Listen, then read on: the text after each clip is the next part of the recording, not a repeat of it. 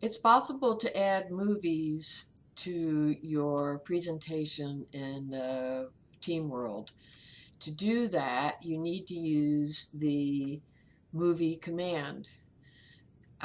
You can either have a movie on a sign or on a TV object.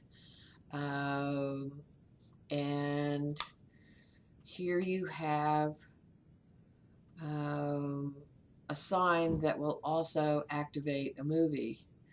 Um, Another more sophisticated approach is to use a sign to trigger a movie object.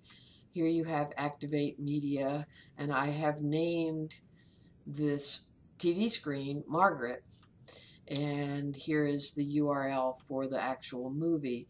You're going to need to practice, you're going to need to test and see what kind of movies you have in terms of the file format. You may have to translate them into something that works with the browser that you're using.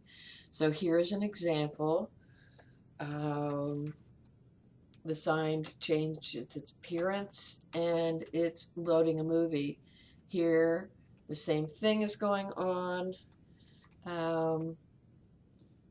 but the sign triggered the movie object.